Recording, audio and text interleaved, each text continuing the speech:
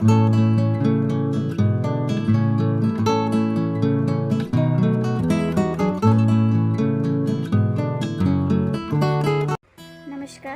स्वागत है आप सभी का मेरे YouTube चैनल कहानी कैफ़े पर। कैसे हैं आप सब? उम्मीद करती हूँ आप सब बहुत अच्छे होंगे।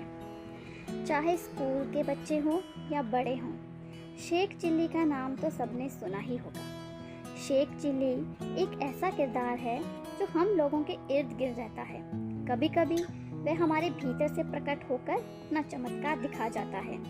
उसकी उपस्थिति का एहसास हमें तब होता है जब हमारे ही हाथों कोई ऐसा कारनामा अंजाम दे जाता है कि उपहास का पात्र बनकर दूसरों की नज़र में हम स्वयं शेख चिल्ली बन जाते हैं। तो चलिए आज उसी शेख चिल्ली की एक कहानी सुनाती हूँ।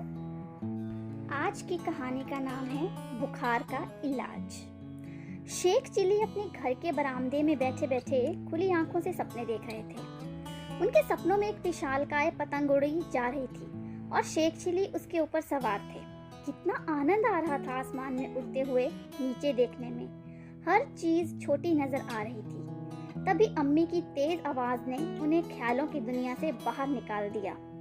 शेख चिल्ली कहाँ हो तुम? आया अम्मी।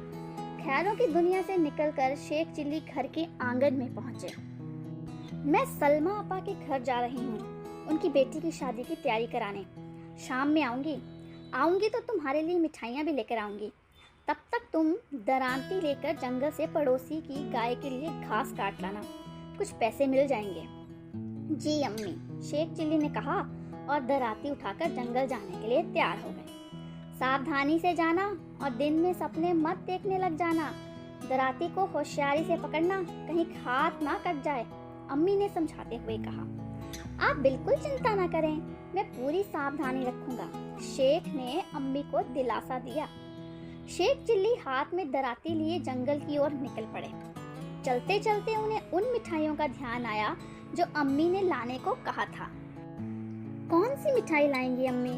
शायद गुलाब जामुन, स्वादिष्ट भूरे चाशनी में डूबे हुए गुलाब जामुन। उसके मुंह में पानी आने लगा। अचानक राह चलते ठोकर लगी और शेख चिल्ली वर्तमान में वापस आ गए। ओह, क्या कर रहा हूँ मैं? अम्मी ने मना किया था रास्ते में सपने देखने को, उन्होंने अपने आप को समझाया। खैर, जंगल पहुंचकर दोपहर तक शेख चिल्ली ने काफी घास काट ली। उन्होंने घास का एक बड़ा सा गट्ठरा बनाया और उसे सर पर रखकर वापस आ गए। गट्ठर को उन्होंने पड़ोसी के घर देकर पैसे लिए। तब उन्हें याद आया कि दराती तो वो जंगल में ही छोड़ आए। दराती वापस लानी ही थी, नहीं तो अम्मी के गुस्से का सामना करना पड़ता। शेख चिल्ली दौड़ते हुए वापस जंगल पहुंचे। दराती वहीं पड़ी हुई थी जहां उन्होंने छोड़ी थी। शेख चिल्ली ने जैसे ही दराती को छुआ, उन्हें झटका सा लगा और दराती हाथ से छूट गई। धूप में पड़े पड़े दराती का लोहा खूब गर्म हो गया था। वे दराती को उलट पलट कर देख रहे थे और समझने की कोशिश कर रहे थे कि आखिर दराती इतनी गर्म कैसे हुई।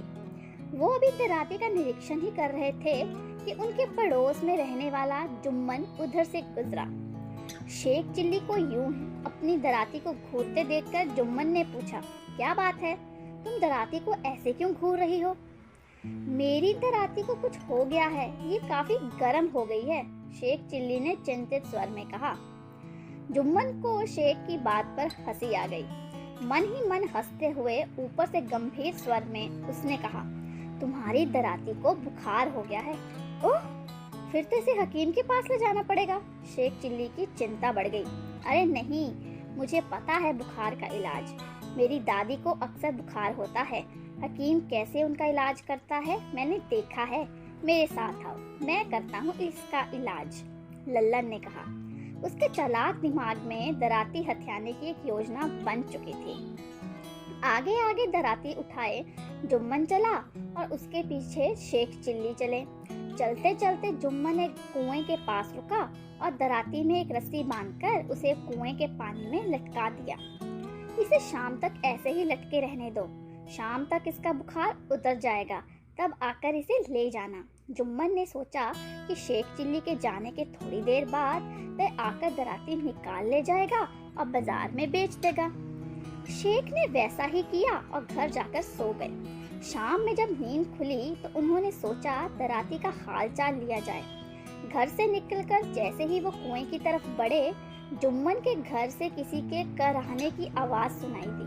उन्होंने अंदर जाकर देखा, जुम्मन की दादी बेसुध पड़ी करा रही थी। शेख चिल्ली ने उनका हाथ छूकर देखा, हाथ काफी गर्म था। उन्होंने सोचा जुम्मन की दादी को बुखार है। जुम्मन ने दिन में मेरी मदद की, मुझे भी उसकी मदद करनी चाहिए। शेख चिल्ली ने अपने आसपास देखा, निकट ही रस्सी पड़ी थी। उन्होंने जुम्मन की दादी को रस्सी से बांधा और कंधे पर लादकर कुएं की ओर जाने लगे। पड़ोसियों ने देखा तो उन्हें रोकने की कोशिश की, लेकिन शेख चिल्ली ने किसी की नहीं सुनी और दादी को लेकर कुएं तक जा पहुंचे। कुएं पर पहुंचकर उन्होंने अपनी दराती कुएं से बाहर निकाली। दादी के लिए दवा ले जाने के कारण जुम्मन को दराती निकालने का वक्त ही नहीं मिला था।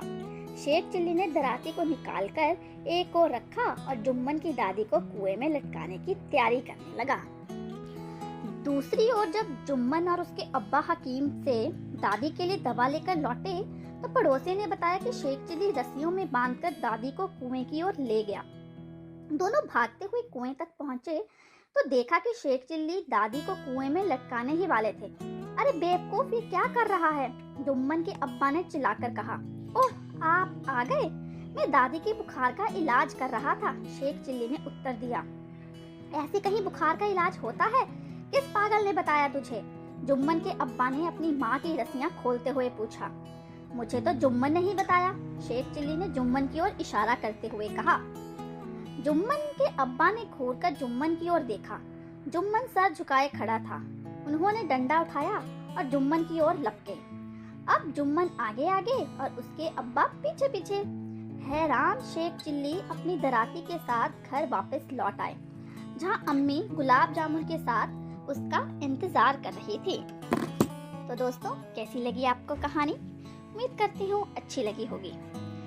और कहानियाँ सुनने के लिए आप कहानी कैफे यूट्यूब चैनल को सब्सक्राइब करिए। लोग आकर कहानियाँ सुनते हैं पर ना वीडियो को लाइक करते हैं, ना चैनल को सब्सक्राइब। तो प्लीज़ चैनल को सब्सक्राइब करिए और वीडियो को लाइक और शेयर भी करिए। तो चलिए मिलते हैं एक नई वीडियो में एक नई कहानी के साथ। तब तक के लिए धन्यवाद।